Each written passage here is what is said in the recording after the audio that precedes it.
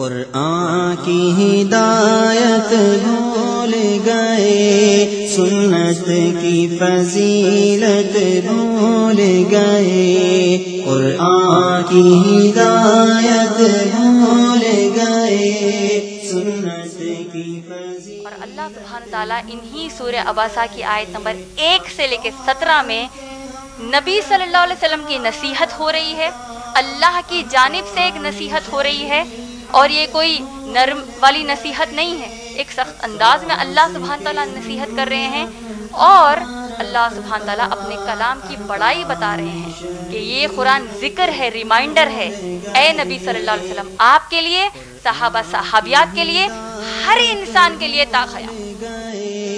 سنت کی فضیلت بھول گئے، قرآن کی ہدایت بھول گئے، سنت کی فضیلت بھول گئے، افسوس کہ ہم رفتہ۔ انشاءاللہ آج کے اس IREF پر منعقد ہونے والے خواتین کے اجتماع کی میں ناظمہ رہوں گی۔ یہ اجتماع IREF کے شعبے خواتین کی جانب سے منعقد کیا جا رہا ہے، اور انشاءاللہ آج کی طرح ہر بار ہفتے کے دن ایسا ہی اجتماع منعقد ہوتا رہے گا۔ تو آئیے سب سے پہلے ہم قرآن مجید کے چند آیات کی تلاوت سے ہمارے اس اجتماع کی شروعات کرتے ہیں۔ تلاوت آپ سب کو محترمہ امت الاحد سنائیں گے، جو کہ جناب عمران کی بیٹی ہے۔ امت الاحد۔ السلام علیکم ورحمۃ اللہ وبرکاتہ۔ انشاءاللہ اب میں آپ سب کے سامنے سورہ عباسہ کی تلاوت کرنے والی ہوں۔ اعوذ باللہ من الشیطان الرجیم، بسم اللہ الرحمن الرحیم۔ عبس وتولى أن جاءه الأعمى وما يدرك لعله يزكى أو يذكر فتنفعه الذكرى أما من استغنى۔ جزاک اللہ خیر۔ السلام علیکم ورحمۃ اللہ۔ الحمد للہ وحدہ والصلاة والسلام علی من لا نبی بعدہ وعلی آلہ واصحابہ اجمعین۔ اعوذ باللہ من الشیطان الرجیم، بسم اللہ الرحمن الرحیم۔ رب اشرح لی صدری ویسر لی امری واحلل عقدۃ من لسانی یفقہوا قولی۔ آج کی نشست کے ناظم جلسہ کا، سامیات میں موجود میری تمام بہنوں کا میں اسلامی طریقت سے استقبال کرتی ہوں۔ السلام علیکم ورحمۃ اللہ وبرکاتہ، جس کا معنی ہے اللہ سبحانہ و تعالیٰ کی سلامتی، رحمتیں اور برکتیں آپ سب پر ہو۔ انشاءاللہ اب میں آپ سب کے سامنے سورہ نساء سورہ نمبر 4 کی آیت نمبر 86 آیت سنانے والی ہوں۔ اعوذ باللہ من الشیطان الرجیم، بسم اللہ الرحمن الرحیم۔ وَإِذَا حَيَّيْتُم بِتَحِيَّةٍ فَحَيُّوا بِأَحْسَنَ مِنْهَا أَوْ رُدُّوهَا إِنَّ اللَّهَ كَانَ عَلَى كُلِّ شَيْءٍ حَسِيبًا۔ ترجمہ، اور جب آپ کو سلام کیا جاتا ہے تو آپ کو چاہیے کہ آپ واپس پلٹا کر اس سے بہتر سلام کریں، یا پھر کم از کم اتنا ہی سلام کریے جتنا آپ کو کیا گیا ہے۔ بے شک اللہ ہر ایک چیز کا حساب لینے والا ہے۔ اب میں آپ سب کے سامنے صحیح بخاری کی ایک حدیث سنانے والی ہوں۔ عبداللہ بن عمر رضی اللہ عنہ فرمائیں، ایک صحابی محمد صلی اللہ علیہ وسلم کے پاس آئے اور پوچھے، اسلام میں سب سے بہتر عمل کیا ہے؟ محمد صلی اللہ علیہ وسلم سوچے اور جواب دیے، دوسروں کو کھانا کھلانا اور سلام عام کرنا، ان کو سلام کرنا جن کو تم جانتے ہو اور ان کو بھی سلام کرنا جن کو تم نہیں جانتے ہو۔ وآخر دعوانا الحمدللہ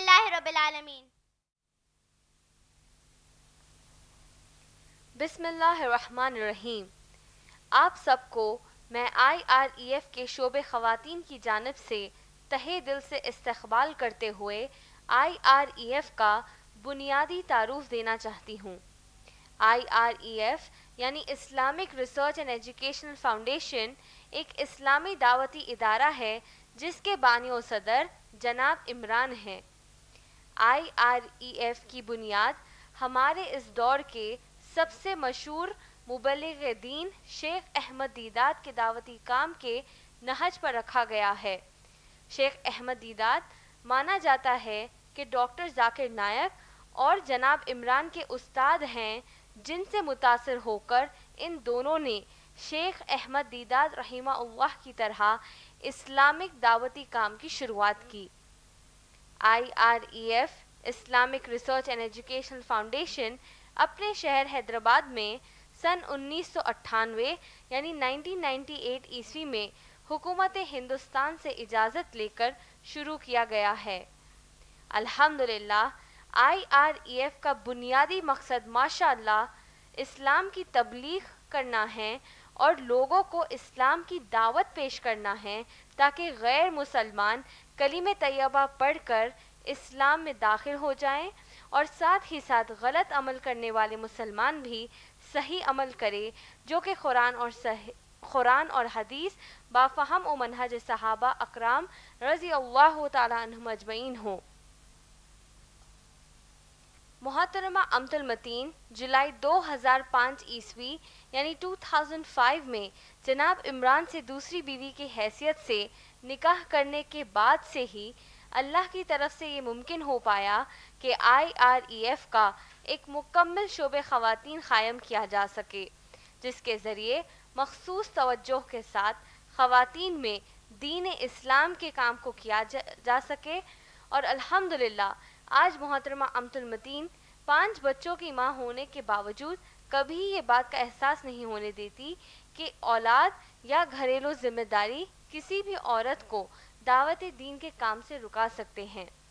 ماشاءاللہ جناب عمران کی طرح محترمہ امت المتین انگریزی اور اردو زبان میں تقاریر کرتی ہیں اور ان کے تقاریر کے ویڈیوز جناب عمران کے ویڈیوز کے ساتھ آپ لوگ YouTube پر دیکھ سکتے ہیں۔ ماشاءاللہ اب میں محترمہ امت المتین سے گزارش کرتی ہوں کہ وہ اپنے درس کے لیے اسٹیج پر تشریف لائیں۔ محترمہ امت المتین۔ ان الحمد للہ نحمده ونستعینه ونستغفره ونؤمن به ونتوکل علیہ ونعوذ باللہ من شرور انفسنا ومن سیئات اعمالنا فمن یهد اللہ فلا مضل له ومن یضللہ فلا ہادی له ونشهد ان لا الہ الا اللہ وحدہ ولا شریک له ونشهد ان محمدا عبده ورسوله اما بعد فان خیر الحدیث کتاب اللہ وخیر الہدی ہدی محمد صلی اللہ علیہ وسلم وشر الامور محدثاتها وکل محدثۃ بدعہ وکل بدعۃ ضلالہ وکل ضلالۃ فی النار اما بعد فقال اللہ تعالی فی قرآن المجید والفرقان الحمید فی سورۃ العبسہ اعوذ باللہ من الشیطان الرجیم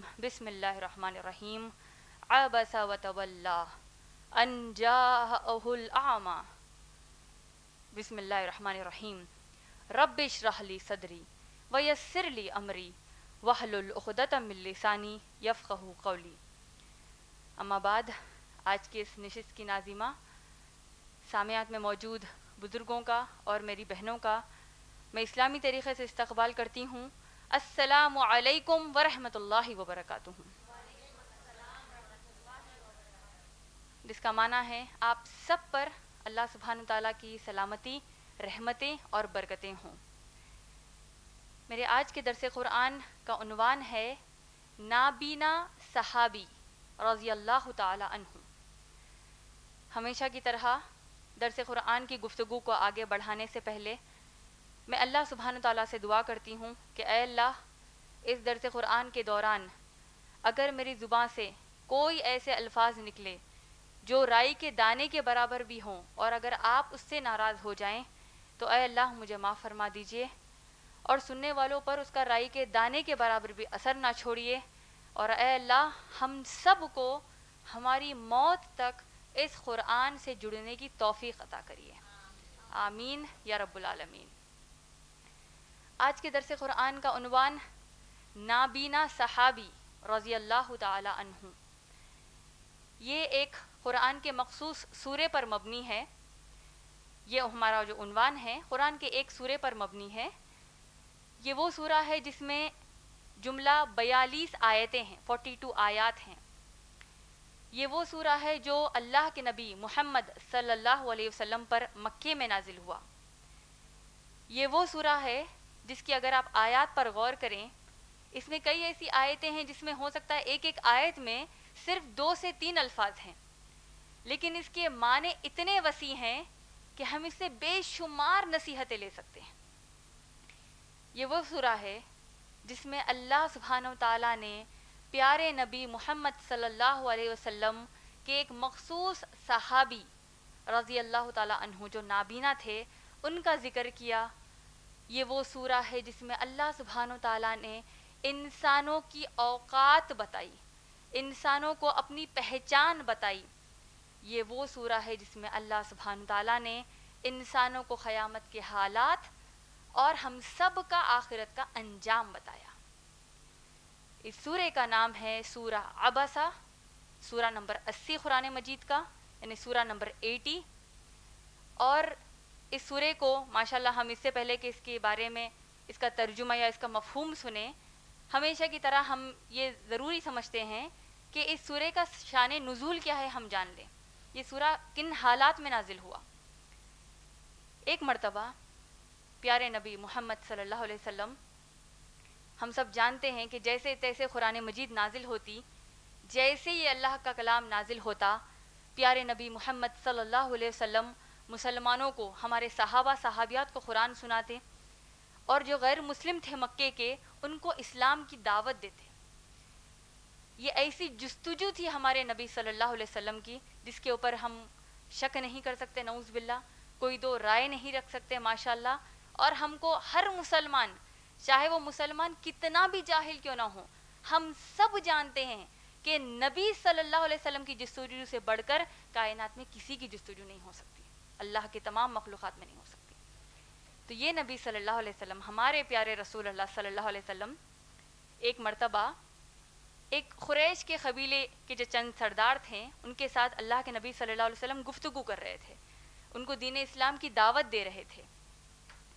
اور اسی دوران اللہ کے نبی صلی اللہ علیہ وسلم کے ایک صحابی جو نابینا تھے، جن کا نام عبداللہ ابن ام مکتوم رضی اللہ تعالی عنہ ہے، یہ صحابی ماشاءاللہ وہاں آتے ہیں۔ یہ وہ صحابی ہے میری بہنوں، عبداللہ ابن ام مکتوم رضی اللہ تعالی عنہ، جو اولون صحابہ میں سے تھے، ابو بکر صدیق رضی اللہ تعالی عنہ جیسے صحابہ، شروعات کے صحابہ جنہوں نے اسلام قبول کیا تھا۔ یہ وہ صحابی ہے ماشاءاللہ جو ہماری پیاری ام المومنین خدیجہ رضی اللہ تعالی عنہا کے رشتے کے بھائی تھے، کزن تھے۔ یہ وہ صحابی ہیں اگرچہ کہ نابینا تھے، ان کو دکھائی نہیں دیتا تھا، پیدائش سے دکھائی نہیں دیتا تھا، اسی لیے ان کا نام ہوا عبداللہ ابن ام مکتوم۔ ان کی والدہ کا اصل نام عاتکہ رضی اللہ تعالی عنہا ہے، لیکن کیونکہ انہوں نے ایک ایسے بچے کو پیدا کیا تھا جو بچپن سے نہیں دیکھ سکتا تھا، تو اس وقت عرب لوگوں نے ان کو ام مکتوم پکارنا شروع کیا۔ مکتوم کا مطلب وہ جو چھپا ہوا ہے، یعنی گویا کہ جو انسان اندھا ہوتا ہے اس سے پوری دنیا چھپی ہوئی ہے، وہ نہیں دیکھ سکتا، تو اسی لیے ان کا نام ہو گیا عبداللہ، نام تو اصل ہے عبداللہ ابن ام مکتوم رضی اللہ تعالی عنہ۔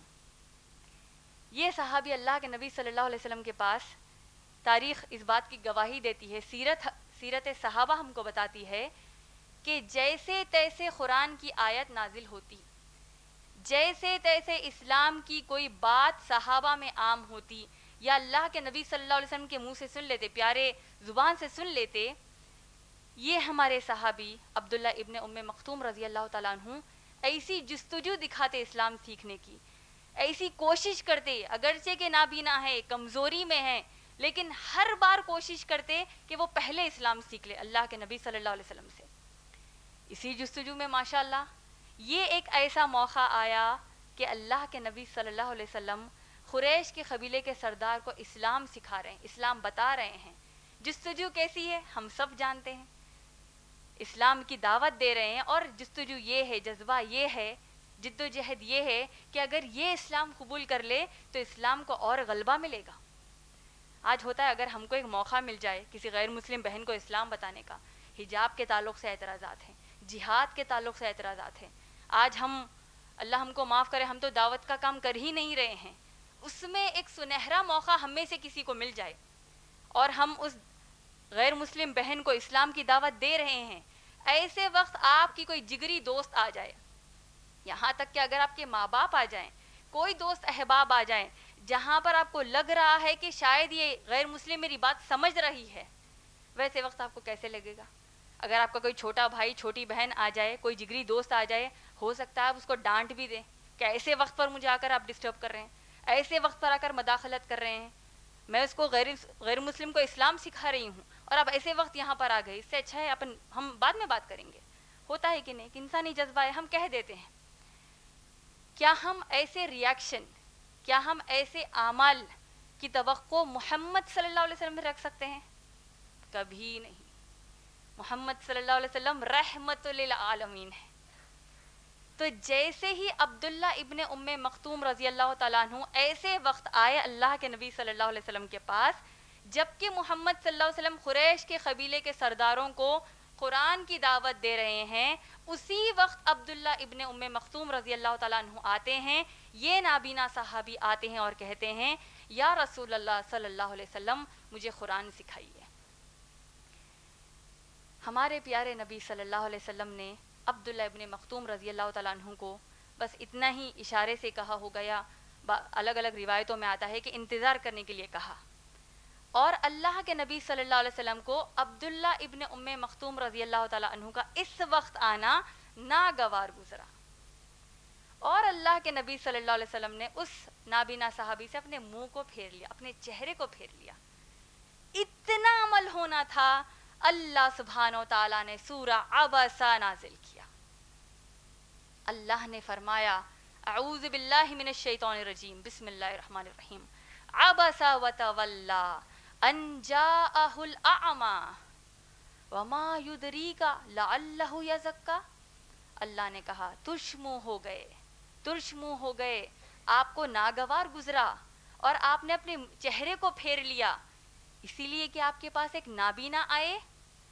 آپ کو کیا معلوم, اللہ سوال کر رہے ہیں, اللہ سبحانہ تعالیٰ کی طرف سے نصیحت آ رہی ہے میری بہنوں کہ اے نبی صلی اللہ علیہ وسلم, آپ کیا جانتے کہ شاید وہ آپ کے ذکر سے, آپ کے اس ریمائنڈر سے, آپ کے اس کلام جو آپ اللہ کا کلام ان کو سنا رہے ہیں, آپ اگر وہ سنا دیتے تو وہ نصیحت سن لیتا.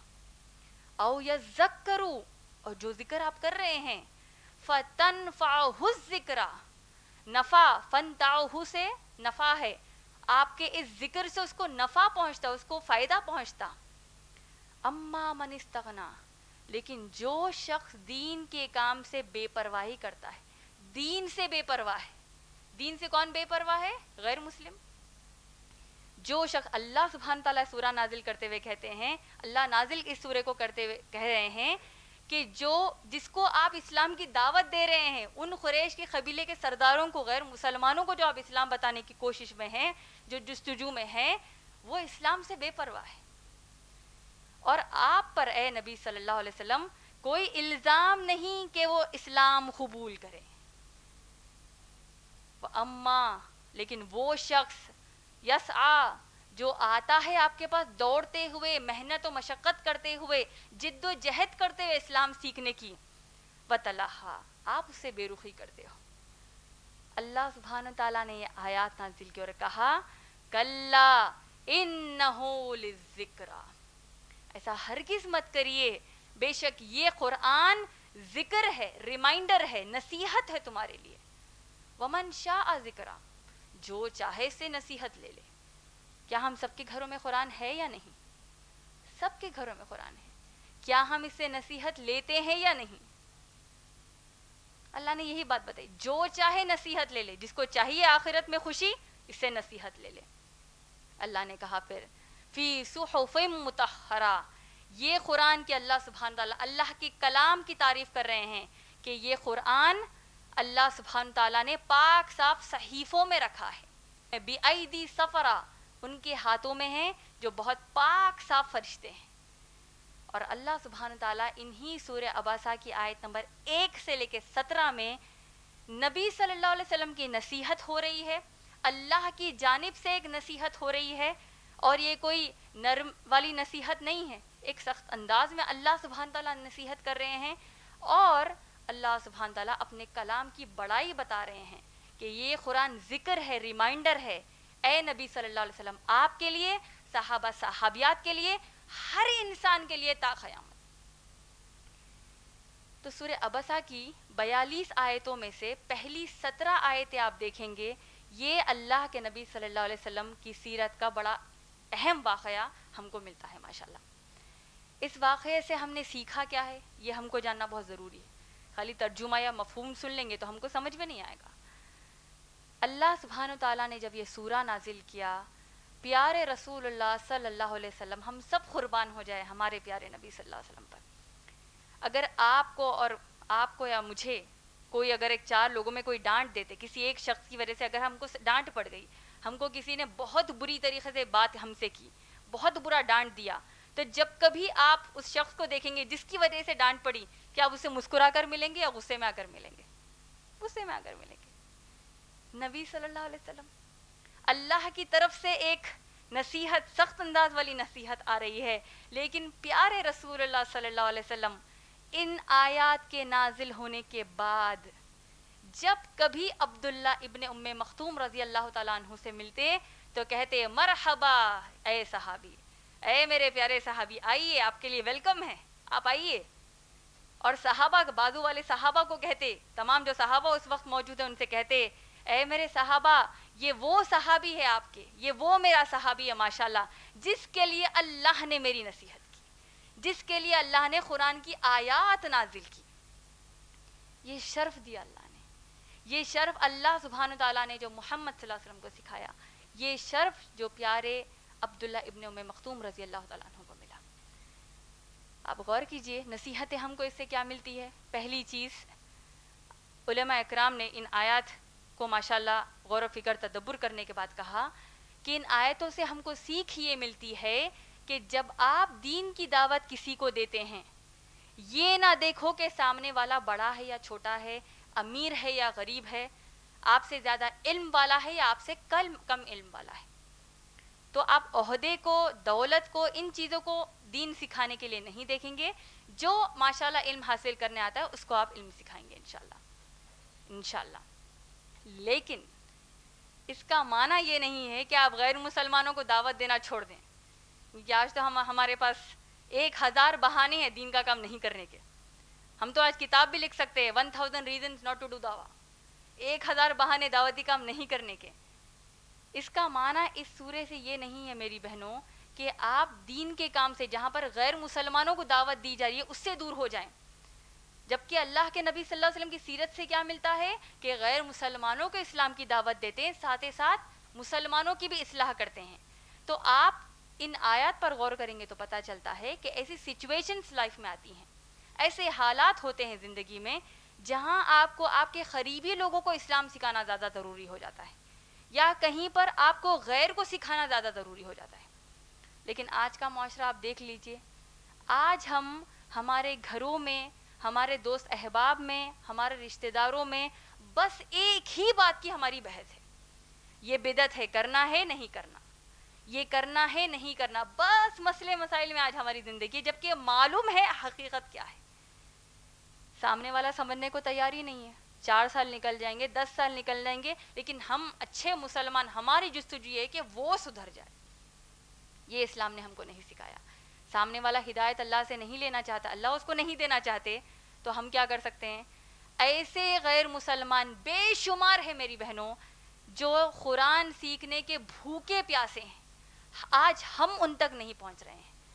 آج ہم ہماری غیر ضروری کی بحثوں میں پڑے ہوئے ہیں، چاہے علم ہو یا نہ ہو، آج ہم وہی غیر ضروری کی باتیں اسلام کے تعلق سے کرتے ہیں، جبکہ اگرچہ غیر مسلمانوں میں چند ایسے بھی ہیں جو قرآن پر نعوذ باللہ الزامات قرآن پر لگاتے ہیں، محمد صلی اللہ علیہ وسلم پر لگاتے ہیں، لیکن اکثریت ویسی نہیں ہے. ان اکثریت کو آپ ڈھونڈ کر ماشاءاللہ بتائیے کہ اسلام کیا ہے. انشاءاللہ یہ سب سے پہلی نصیحت انشاءاللہ ہم لیں گے سورہ عبسہ کی پہلی 17 آیتوں سے انشاءاللہ. اس کے علاوہ آپ غور کریے، یہ جو ابھی واقعہ میں نے آپ کو شان نزول بتایا سورہ عبسہ کا، اس میں ایک بات پر آپ غور یہ کریے کہ جیسے جو قریش کے قبیلے کا سردار ہے، اللہ کے نبی صلی اللہ علیہ وسلم ہے، نابینا صحابی ہے، سب کی جستجو، سب کا جذبہ کون جانتے ہیں؟ اللہ سبحانہ تعالیٰ. سب کے دل کی پکار سننے والے کون ہیں؟ اللہ سبحانہ تعالیٰ. سب کو کون دیکھ رہے ہیں؟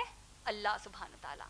نابینا صحابی محمد صلی اللہ علیہ وسلم کو نہیں دیکھ سکتے، محمد صلی اللہ علیہ وسلم اس صحابی کے دل کی کیفیت کو نہیں سن سکتے، اس غیر مسلم سردار کے دل کی کیفیت کو نہیں سن سکتے. اس سے کیا ثابت ہوتا ہے میری بہنوں؟ اللہ السمیع البصیر ہے، ہر ایک کو سننے والا، سب چیز سننے والا، ہر ایک کو دیکھنے والا. تو اس سے کیا سمجھ میں آیا؟ اللہ سبحانہ و تعالیٰ اپنے پیارے رسول محمد صلی اللہ علیہ وسلم سے اتنی بے پناہ محبت کرتے ہیں کہ اللہ کے نبی صلی اللہ علیہ وسلم سے ایسا عمل بھی اللہ کو گوارا نہیں. اللہ نے سورہ نازل کر دیا ایک عمل پر. شہد کا بھی واقعہ ہم جانتے ہیں، کیا کہا اللہ کے نبی صلی اللہ علیہ وسلم نے؟ تم سب پر شہد حرام ہے، نہیں کہا. میں ابھی شہد نہیں لوں گا، اتنا کہا. اللہ نے سورہ تحریم نازل کر دیا. صحابی سے اپنے چہرے کو پھیر لیا، تھوڑا دل میں ناگوار گزرا، چہرے پر بھی ظاہر نہیں ہوا. اللہ نے سورہ عبسہ نازل کر دیا. اس کا معنی کیا ہے آپ جانتے ہیں؟ سبحان اللہ، اگر آپ اللہ کے پسندیدہ بندے بننا چاہتے ہیں تو ہر لمحہ اپنی زندگی کی کوشش کریے اللہ کو راضی کرنے کے لیے انشاءاللہ. یہ مت سوچیے ماشاءاللہ میں 5 وقت نماز پڑھ رہی ہوں، روز فجر میں ماشاءاللہ قرآن پڑھ رہی ہوں، 1-2 بار ماشاءاللہ میں نے 1-2 لوگوں سے دینی باتیں بھی کر لی، میرا کھاتا مکمل ہو گیا. صحابہ صحابیات ایسے نہیں تھے، دن رات کوشش کرنا ہے اللہ کی رضا کے لیے. تو یہ مختصر میں سورہ عبسہ کی آیت نمبر 1 سے 17 میں ہم نے سیکھا ماشاءاللہ. آیت نمبر 18 سے آپ دیکھیں گے تو پتہ چلتا ہے اللہ سبحانہ و تعالیٰ ایک الگ انداز میں ہم انسانوں کی اصلیت بتا رہے ہیں. اگر اس کو دوسرے الفاظ میں اگر میں کہوں تو یہ ہوگا، اللہ سبحانہ و تعالیٰ ہم انسانوں کو ہماری اوقات بتا رہے ہیں. کیا کہا اللہ سبحانہ و تعالیٰ نے؟ آیت نمبر 18 میں اللہ کہتے ہیں قُتِلَ الْإِنسَانُ عَلَى الْكَفَرَةِ. قتل الانسان یعنی لعنت ہو انسان پر، برباد ہو جائے انسان. کیسے اللہ کے ساتھ وہ کفر کرتا ہے. آیت نمبر 19 میں اللہ نے کہا، آیت نمبر 17-18 میں اللہ نے کہا اور 19 میں اللہ نے کہا، یا یہ نہیں جانتا اس کو ہم نے کس چیز سے پیدا کیا. ہوتا ہے نا، اگر کسی کی بہت ہم نے ماشاءاللہ مدد کر دی اور اب وہ ہمارے سر پر چڑھ کر بیٹھنے کو جاتا ہے تو ہم کہتے ہیں نا اوقات بھول گئے، کدھر تھے، میں نے تم کو کدھر لے کر آئی. ہوتا ہے ایک عام طور پر ایک امیر آدمی ہے، اگر اس کے کم عہدے کے انسان نے اگر اس کے ساتھ بدتمیزی کر دی یا اس کے ساتھ بہت زیادہ غلط سلوک کر دیا تو کیا کہتے ہیں؟ کدھر تھے، یاد ہے نہیں ہے. اللہ سبحانہ و تعالیٰ انسان کو کہتے ہیں کیا انسان برباد ہو جائے. اللہ کہہ رہے ہیں قتل الانسان، انسان برباد ہو جائے. کس چیز سے اللہ نے اس کو پیدا کیا؟ اور آنے والی 4 آیتوں میں، آیت نمبر 19، 20، 21، 22، یہ 4 آیتوں میں اللہ سبحانہ و تعالیٰ انسانوں کا مکمل قصہ بیان کر رہے ہیں. آج اگر آپ کو یا مجھے کوئی اپنا قصہ بتانے کے لیے کہیں تو ہماری شروعات کہاں سے ہوتی ہے؟ آپ کے ہوش سنبھالنے سے لے کر، میں جب 7ویں جماعت میں تھی، جب میں 6ٹھی جماعت میں تھی، جب میں 9ویں جماعت میں تھی، جب میری شادی ہوئی، جب میرا بچہ ہوا تو میں یہاں گئی وہاں گئی. یہ آج کے ہمارے قصے یہی ہیں. میں نے آج یہ پکایا تھا، وہ فلاں لوگ میرے گھر پہ آئے تو میں نے یہ پکایا، اب ان سے وہ بات ہوئی، ان سے یہ غیبت ہوئی. آج ہمارے قصے کہانیاں یہی ہیں. اگر آپ واقعی جاننا چاہتے ہیں کہ آپ کا اور میرا قصہ کیا ہے، آپ کے اور میری سٹوری کیا ہے، تو تعجب ہوگا کہ ہمارا بہت چھوٹا قصہ ہے، بہت چھوٹی ہماری کہانی ہے. اور یہ کہانی ہماری اصلیت ہے. کیا کہا اللہ سبحانہ تعالیٰ نے؟ من نطفۃ خلقہ فقدرہ. اللہ نے تم کو نطفے سے پیدا کیا اور تمہارے لیے ایک مقرر وقت رکھ دیا, تمہاری تقدیر طے کر دی. ثم السبیل یسرا, اور تمہارے لیے راستے کو آسان کر دیا. ابن عباس رضی اللہ تعالیٰ عنہ فرماتے ہیں راستے کو آسان کرنا مطلب ماں کے پیٹ سے جب بچہ باہر آتا ہے وہ راستے کو اللہ نے آسان کر دیا. ثم اماتہ فاخبرہ, پھر تم کو موت آئے گی اور تم اپنے خبر میں چلے جاؤ گے. ثم اذا شاء انشرا, اور اس کے بعد جب اللہ چاہے تم کو میدان محشر میں کھڑے ہونا ہے. سیدھی کہانی. اللہ سبحانہ تعالیٰ نے 4 آیات میں ہماری پوری زندگی کو بتا دیا. نطفے سے پیدا کیا, آسان راستہ بنا دیا زندگی میں, اس دنیا میں آنے کے لیے. موت آئے گی, خبر کو چلے جاؤ گے, میدان محشر میں اٹھائے جاؤ گے. اتنی آسان ہماری, اتنی چھوٹی ہماری یہ قصہ ہے. اور پھر اللہ سبحانہ تعالیٰ نے کہا, اسی ہماری حقیقت کو اللہ سبحانہ تعالیٰ نے واضح کہاں پر کیا؟ سورہ مومنون جب آپ پڑھیں گے, سورہ نمبر 23 آیت نمبر 11 سے لے کر آیت نمبر 16 آپ پڑھیں گے, اللہ سبحانہ تعالیٰ بیان کرتے ہیں. اور اکثر ہمارے پاس جو میڈیکل سائنس کے جو اسٹوڈنٹس ہوتے ہیں بتاتے ہیں کہ اللہ سبحانہ تعالیٰ نے قرآن میں جو ماں کے پیٹ میں جب بچہ نطفے سے لے کر جو بڑا ہوتا ہے, جو ایمبریونک سٹیجز ہوتے ہیں, اس کے بارے میں اللہ نے قرآن میں ذکر کیا ہے. کیا کہا اللہ نے؟ وَلَقَدْ خَلَقْنَا الْإِنسَانَ مِنْ سُلَالَةٍ مِّن طِينٍ, انسان کو ہم نے مٹی کے خلاصے سے پیدا کیا. ثُمَّ جَعَلْنَاهُمْ نُطْفَةً فِي قَرَارٍ مَّكِينٍ, نطفے سے پیدا کیا اور اس کے لیے ایک مضبوط مقام رکھا. کون سا مقام ہے؟ ماں کا رحم, ماں کے پیٹ میں انسان کو محفوظ رکھا اللہ نے. پھر اللہ نے کہا کہ نطفے سے اللہ سبحانہ تعالیٰ نے علقہ بنایا, علقہ سے اللہ نے مضغہ بنایا, بوٹی کی شکل دی اس کو, بوٹی سے اللہ سبحانہ تعالیٰ نے اس کو ہڈی کی شکل دی, اور ان ہڈی پر اللہ نے گوشت اس پر چڑھایا, اور پھر اللہ نے اس کو ایک الگ صورت دے دی. اور اللہ نے کہا فتبارک اللہ احسن الخالقین, بابرکت ہے وہ اللہ جو سب سے اچھا ہم کو بنانے والا ہے. انسان دیکھیے ہماری, اگر آپ کے ہمارے فوٹوگرافس ہم دیکھیں, ہم بڑے خوش ہوتے ہیں کہ ہم نے اتنی اچھی اچھی فوٹوز لی ہیں. اصل ہماری فوٹوز یہی ہیں, یہی ہماری اصلیت ہے. نطفے سے لے کر دیکھیے آج 9 مہینے میں یہ تمام چیزیں اللہ سبحانہ تعالیٰ خود اپنی قدرت سے بچے کو پیدا کرتے ہیں. اور پھر یہ آیتیں اکثر ہم سنتے ہیں ماشاءاللہ سورہ مومنین کو کیسے انسان پیدا ہوا.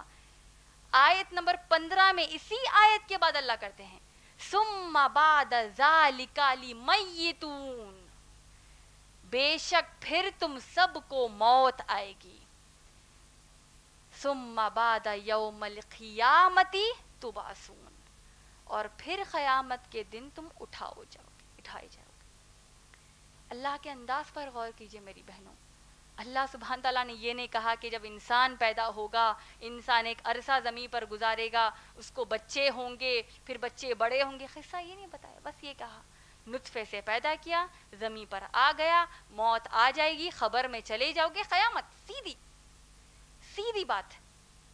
آج ہمارے یہاں اگر ہم موت کی بات کریں تو ہم کو روکا جاتا ہے, ہوتا ہے کہ نہیں؟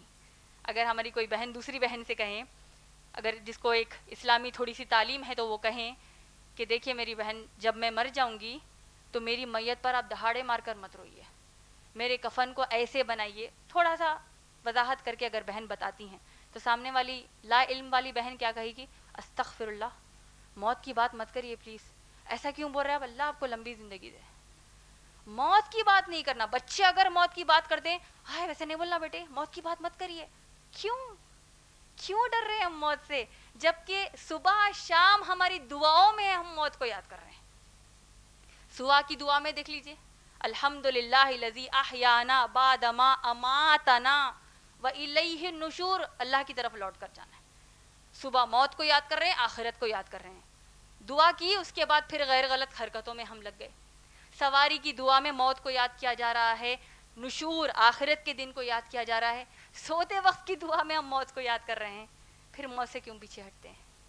ایک مقرر وقت ہے, تو یہی سورہ ابسہ کی آیتوں میں 4 آیتوں میں اللہ نے کہا من نطفۃ خلقہ فقدرہ، نطفے سے پیدا کیا، تقدیر طے کر دی تمہاری، ثم السبیل یسرہ، آسان راستہ تمہارے لیے بنا دیا، ثم اماتہ فاخبرہ، موت آئے گی خبر کو چلے جاؤ گی، ثم اذا شاء انشرہ، اور جب اللہ چاہے خبر کو تم کو اٹھا دیا جائے گا قیامت میں۔ اور پھر ان آیتوں کے بعد اللہ سبحانہ تعالیٰ کہتے ہیں کہ انسان کو چاہیے کہ وہ اپنے کھانے پر، غذا پر غور کرے، کیسے اللہ نے ان پر خوب بارش برسائی اور اس زمین کو پھاڑا تاکہ اس کے اندر سے سبزیاں اگیں، اناج اگیں، میوے اگیں۔ ان آیتوں میں سورہ ابسہ میں کہا زیتون، انگور، کھجور، یہ چیزیں اللہ نے انسانوں کو دی ہے، چارہ اگایا تاکہ ان کے جو جانور ہیں، جو چوپائے ہیں جن کو آپ چراتے ہیں، بکریوں کو، الگ الگ قسم کے جو چرانے والے جانور ہوتے ہیں، ان کو اللہ سبحانہ تعالیٰ، ان کے لیے اللہ نے غذا دی ہے۔ اور یہی بات اللہ سبحانہ تعالیٰ نے آخری میں کہی متاعن فی انتم وانعامکم، یہ غذا ہے تمہارے لیے اور تمہارے چوپایوں کے لیے۔ یہی بات اللہ نے سورہ نازیات میں بھی کہی تھی، نعمتیں بتا کر اللہ نے کہا کہ یہ نعمتیں تمہارے لیے اور تمہارے جانوروں کے لیے ہے۔ پھر آیت نمبر 23 سے لے کر اس سورے کے اختتام تک آپ دیکھیں گے اللہ سبحانہ تعالیٰ ایک بہت بڑی چیز کے بارے میں بتا رہے ہیں۔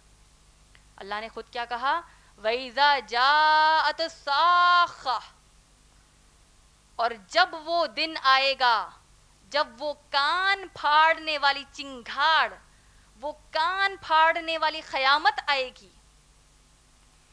اس آیت کے بعد کی باقی 4 آیتیں مسلسل آپ دیکھیں گے اللہ سبحانہ تعالیٰ قیامت کی ایک عجیب، ہم کو اس پر یقین بھی شاید نہ ہو، اللہ ہم کافر ہو جائیں گے اگر یقین نہ ہو، لیکن ہم بہت سوچیں گے کہ کیا ایسا واقع ہونے والا ہے، پھر یقین کر لیں گے کہ ہوگا کیونکہ اللہ نے کہا ہے۔ اللہ نے کیا کہا یوم یفر المرء والاخی وامہ وابی وصاحبتی وبنی۔ اللہ سبحانہ تعالیٰ ان آیات میں کہتے ہیں، اور میں چاہتی ہوں کہ یہ آیات بتانے سے پہلے آپ سب کو اللہ کے نبی صلی اللہ علیہ وسلم کی ایک حدیث سنا دوں۔ پیارے نبی صلی اللہ علیہ وسلم کہتے ہیں قیامت کے روز ایک ایسا شخص ہوگا کہ جب اس کے اعمال نامے تولے جائیں گے، میزان میں جب تولے جائیں گے، ترازو میں جب تولے جائیں گے، اللہ سبحانہ تعالیٰ کی طرف سے حکم آئے گا کہ اے میرے بندے، تو نے جو نیکیاں کی ہیں، تیری نیکیاں اچھی زیادہ ہیں، برائیاں بھی بہت زیادہ ہیں، ایسا پلڑا بھاری ہو رہا ہے کہ اگر تو نے ایک بار الحمدللہ کہا ہوتا، دنیا میں ایک بار الحمدللہ یہ کہا ہوتا تو تیرے نیکیوں کا پلڑا بڑھ جاتا اور میں تجھے جنت میں ڈال دیتا۔ ایک الحمدللہ کی نیکی کی انسان کو کمی ہو گئی۔ اللہ نے کہا جاؤ جس سے چاہے تمہارے ایک الحمدللہ کی نیکی کو مانگ لو، میں تمہیں جنت میں ڈال دوں گا۔ اب انسان پریشان، اللہ کے نبی صلی اللہ علیہ وسلم کہتے ہیں بڑا پریشان، بہت بڑی بے بسی میں، میدان محشر کی ہولناکیوں میں، تمام آدم علیہ السلام سے لے کر قیامت آنے تک کے ہر انسان کو زمین پر دیکھ رہا ہے۔ کہاں جائے گا انسان؟ کس سے پوچھنے جائے گا؟ کس کو سب سے زیادہ چاہتا ہے اس زمین پر؟ ماں۔ ماں سے بڑھ کے انسان کس کو چاہتا ہے؟ بولے رشتوں میں کس کو چاہے گا؟ وہ ماں جس نے 9 مہینے بچے کو اپنے رحم میں پالا، پوری تکلیف اٹھائی، جانتی ہے کہ مر بھی سکتی ہے اس بچے کو پیدا کرتے وقت، وہ اس ماں کے پاس جائے گا۔ بچہ اپنی ماں کے پاس جاتا ہے، نبی صلی اللہ علیہ وسلم نے فرمایا، اپنی ماں سے کہتا ہے اے میری ماں، میں تیرا بیٹا ہوں، اے میری ماں آپ کو یاد ہے میں آپ کا وہ بیٹا ہوں جس کے لیے آپ نے نہ صرف پیٹ میں رہتے وقت تکلیف اٹھائی، بلکہ میں جب دنیا میں آیا، میری پیدائش سے لے کر میری موت تک ہر لمحہ آپ نے کوشش کی کہ میں خوش رہوں۔ آپ نے اپنے منہ کا نوالا چھین کر، اپنے منہ سے نوالے کو ہٹا کر مجھے وہ نوالا کھلا دیا، خود پر تکلیف لا لی لیکن مجھ تک تکلیف آنے نہیں دی۔ کئی بار ہوتا ہے بچوں کے نکاح ہو جاتے ہیں، بچے والے ہو جاتے ہیں، لیکن ماں کو رہتا ہے کہ میرا بچہ خوش رہے، میری بچی خوش رہے۔ یہ اللہ نے رحم دیا ہے ماں کو۔ اے میری ماں، بچہ کہتا اس دن بڑی تڑپ میں، بڑی آرزو میں کہ ماں اس دنیا میں تو نے ہر چیز مجھے تھی، اپنے آپ کو قربان کر دیا دنیا میں, ہر چیز مجھے دی اس دنیا میں. ایک بار نہیں کہا کہ میں نہیں دوں گی, بلکہ آؤٹ آف دی وے ہر بار کوشش کی مجھے دینے کے لیے. آج زیادہ کچھ نہیں چاہیے, ایک الحمدللہ کی نیکی چاہیے. اے میری ماں, ایک الحمدللہ کی نیکی اگر مل جائے گی, تیرا بچہ جنت میں چلے جائے گا. ماں کہتی ہے میں ماں ہوں, آپ لوگ میں کئی مائیں ہیں, کیسا ہم اپنے بچوں کو چاہتے ہیں. کئی انسیڈنٹس ہوتے ہیں دنیا میں جہاں پر ماں خود آگ میں کودنا پسند کرتی ہے, اپنے بچوں کو بچاتی ہے, جانوروں سے بچوں کو بچاتی ہے, لیکن خود جانور کے حوالے ہو جاتی ہے. وہی ماں قیامت کے دن کہتی ہے, اللہ کی قسم میں تو کون ہے نہیں جانتی, میں نہیں جانتی تو کون ہے, میں تو میرے شوہر کو ڈھونڈ رہی ہوں تاکہ اس سے ایک الحمدللہ کی نیکی لے لوں. کیا کرے گا انسان, کیا کرے گا وہ بیٹا؟ کیا وہ امید رکھ سکتا ہے کہ ماں اس دن ہیلپ کرے گی, مدد کرے گی؟ نہیں کر سکتا, کیونکہ اسی دنیا میں اللہ نے اس قرآن میں بیان کر دیا, اسی قرآن میں اسی دنیا میں اللہ نے ہم کو یہ حقیقت بتا دی, یوم یفر المرء والاخی, اس دن انسان فرار ہوگا. فرار ہوتے ہیں, قیدی کو کہتے ہیں فرار ہونا. جب ہم اپنے گھروں سے نکلتے ہیں تو فرار کا لفظ استعمال نہیں کرتے, جانے کا, نکل رہے ہیں گھر سے کہتے ہیں. فرار یعنی مجرم فرار ہو رہا ہے, بھاگے گا, وہ آہستہ سے ٹہلتے ہوئے جیل سے باہر نہیں نکلے گا, اس کو ڈر ہے کہ اس کو پھر سے کہیں قید نہ کر لیا جائے. تو اس دن انسان کی ویسی کیفیت رہے گی, بھاگے گا دور اپنے بھائی سے, اپنی ماں سے, اپنے باپ سے, اپنی بیوی سے. بیوی اپنے شوہر سے دور بھاگے گی. وہ بیوی جو فرما بردار بیوی ہے, اگر شوہر نے کہہ دیا حجاب نکال, تو بیوی حجاب نکال دے گی. دیور جیٹ کے سامنے شوہر نے کہا کہ تم میرے بڑے بھائی چھوٹے بھائی کے سامنے حجاب نکال دو, بیوی نکال دے گی. بدعتوں میں پڑھنے کے لیے شوہر نے کہہ دیا تو بدعت بھی کر لے گی. کیوں؟ اللہ نے کہا شوہر کی فرمانبرداری کو. شرک کرنے کے لیے شوہر کہہ رہا ہے, شرک بھی کر لے گی. گناہ کرنے کے لیے کہہ رہا ہے, الگ الگ گناہیں بھی کر لے گی. کیوں؟ شوہر ہے. اس دن شوہر دور بھاگے گا. اور وہ بیوی جس سے نکاح ہونے کے بعد بیوی کی ان گنت فرمائشوں کو پورا کرنے کے لیے شوہر دن رات ایک کرتا ہے, خون پسینہ ایک کرتا ہے, یہاں تک کہ مسلمان شوہر حرام حلال کی تمیز بھول جاتا ہے, بس اپنی بیوی کو خوش دیکھنے کے لیے اور وہ اولاد کو خوش دیکھنے کے لیے. وہی اولاد وہی بیوی سے دور بھاگیں گے. سورہ معارج کی آیت نمبر 11, 12, 13 اور 14 پڑھیں گے تو پتہ چلتا ہے کہ اللہ سبحانہ تعالیٰ فرماتے ہیں کہ اس دن مجرم جو ہوگا, مجرم کون؟ کرمنل, گنہگار جو ہوگا, وہ آپ آمنے سامنے اپنے رشتہ داروں کو, دوست احباب کو دیکھیں گے اور سوچیں گے کہ کاش میری جگہ اللہ ان کو جہنم میں ڈال دے. آج ہمارے بچے کو چھوٹا چرکا لگتا ہے تو ہم ہل جاتے ہیں, اور وہی قیامت کے دن ماں سوچے گی کہ میرے بچے کو اللہ جہنم میں ڈال دے, میں نہیں جانا چاہتی, میں نہیں جا سکتی. اتنی بڑی جہنم, 70,000 فرشتے جس کو پکڑ رکھیں, پوری جہنم کو 4,90,00,000 فرشتے جس کو پکڑ رکھے ہیں, وہ جہنم میں نہیں جانا چاہتی, میرے بچے کو اللہ ڈال دے. یہ کیفیت دیکھیے, میں میرا کلام نہیں بتا رہی ہوں, اللہ نے سورہ معارج سورہ نمبر 70 آیت نمبر 11, 12, 13 اور 14 پڑھیے, یہ بات اللہ سبحانہ تعالیٰ بتا رہے ہیں. تو یہ حقیقت اللہ سبحانہ تعالیٰ نے سورہ عبسہ میں آخری آیتوں میں بتائی. اور اس کے بعد اللہ نے کہا کہ اس دن انسان صرف اپنی فکر کرے گا, کوئی ڈسٹریکشن نہیں ہوگا اس کو. چاہے ماں جذباتی بات کرے, باپ جذباتی بات کرے کہ میں وہ باپ ہوں, میں تیری ماں ہوں بیٹے, کیا تو میری مدد نہیں کرے گا, کوئی طرف انسان کی توجہ نہیں جائے گی, صرف اپنی طرف توجہ رہے گی, نفسی نفسی, میری نفس میری نفس. اور اللہ کہتے ہیں اس دن چند ایسے چہرے ہوں گے جو چمکدار ہوں گے, اور وہ چہرے ہنسی خوشی ہنستے کھیلتے رہیں گے. کیوں؟ جنت کی خوشخبری مل جائے گی. وجوہ یومئذ علیہا غبرہ, اور چند ایسے چہرے ہوں گے جن پر گرد ہی گرد ہوگی. اور یہ وہ ہوں گے, آیت نمبر 42 آخری آیت سورہ عبسہ کے اللہ کہتے ہیں, جو کافر اور فاجر رہیں گے. کافر وہ جو غیر مسلم ہیں, فاجر the wicked one, فاجر کس کو کہتے ہیں؟ اللہ کے نبی صلی اللہ علیہ وسلم نے حدیث میں فرمایا اللہ آپ کی اور میری سے حفاظت فرمائے، ہم کو فاجر بننے سے حفاظت فرمائے، آمین۔ فاجر اس شخص کو اللہ کے نبی صلی اللہ علیہ وسلم نے کہا ایک حدیث کے مفہوم میں، فاجر وہ شخص ہے، an immoral person, a wicked person، بدکار وہ شخص ہے، فاجر وہ شخص ہے جو قرآن پڑھتا ہے لیکن قرآن پڑھنے کے بعد بھی اس پر عمل نہیں کرتا، گناہوں میں ہی رہتا ہے، قرآن تو پڑھ رہا ہے لیکن اپنے ہی گناہوں میں۔ آج یہ سوال آپ اپنے آپ سے کریے، میں اپنے آپ سے کرتی ہوں، اب ہم ہر ایک کو محاسبہ کرنا ہے، کیا ہم واقعی قرآن پڑھتے ہیں اور اس پر عمل کرتے ہیں؟ کیا ہم واقعی صحابہ صحابیات کو ہمارے لیے مثال بنا رہے ہیں یا ایسے مسلمانوں کو مثال بنا رہے ہیں جو دین کے نام پر دھبا ہے؟ صحابہ صحابیات کو تو نام بھی نہیں معلوم ہم کو، نبی صلی اللہ علیہ وسلم کی سیرت نہیں معلوم ہم کو، اللہ کی محبت نہیں معلوم، اللہ کا خوف نہیں معلوم، آخرت کا خوف ہم کو نہیں معلوم۔ تو سورہ عبسہ جب آپ پڑھیں گے تو سمجھ میں آئے گا کہ اللہ سبحانہ و تعالی ہم کو سخت نصیحت کرتے ہیں کہ اس دن سے ڈرو، وہ جو قیامت ہے اس سے ڈرو، اس دن کوئی کسی کے کام نہیں آنے والا ہے۔ آج ہم آخرت کو یاد ہی نہیں کرتے، کیوں؟ دنیا دنیا دنیا، ہر چیز دنیا کی چاہیے۔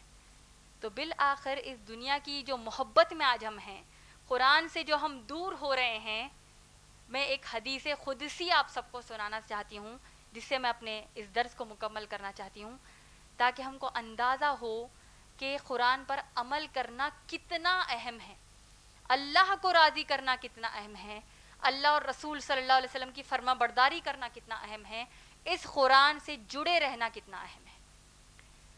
حدیث قدسی یہ ہے کہ اللہ کے نبی صلی اللہ علیہ وسلم نے فرمایا کہ اللہ سبحانہ و تعالیٰ فرماتے ہیں کہ میں میرے بندے کو دو خوشی یا دو غم ایک ساتھ نہیں دوں گا۔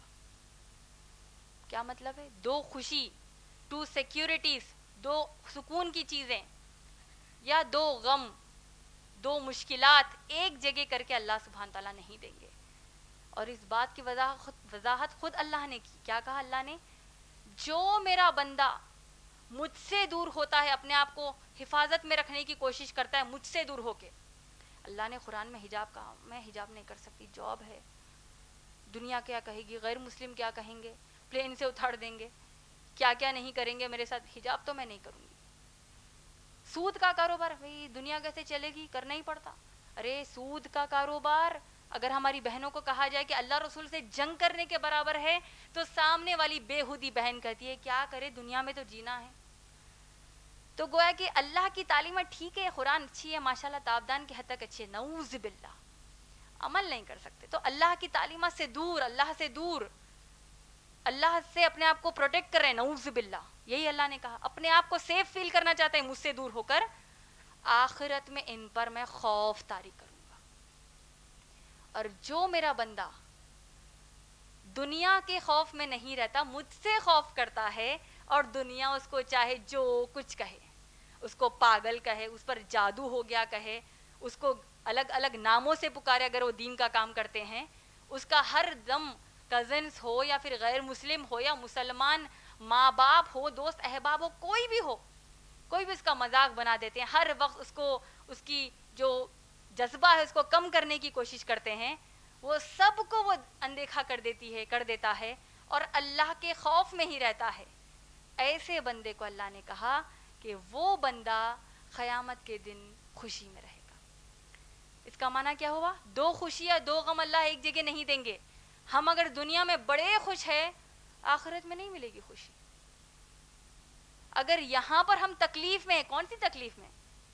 گھر کے کھانے پینے کی پریشانی، میاں بیوی کے جھگڑے والی پریشانی کی بات نہیں کر رہی ہوں، اس قرآن سے جڑنے کے بعد جو تکلیف آتی ہے، جو سمیہ رضی اللہ تعالیٰ عنہ پہ آئی، جو عائشہ رضی اللہ تعالیٰ عنہ پہ آئی، جو پیارے رسول اللہ محمد صلی اللہ علیہ وسلم پر آئی، وہ اس پر آپ ڈٹتے ہیں، آخرت میں جنت، خالدین فیہا ابدا، ہمیشہ کی جنت ملے گی۔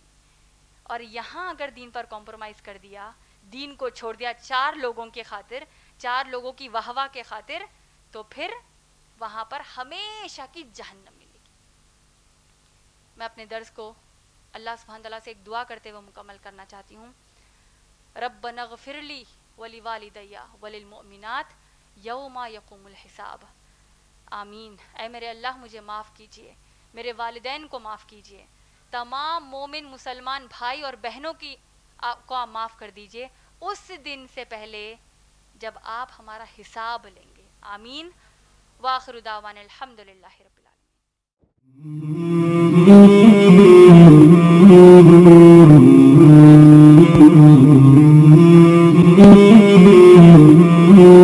العالمین.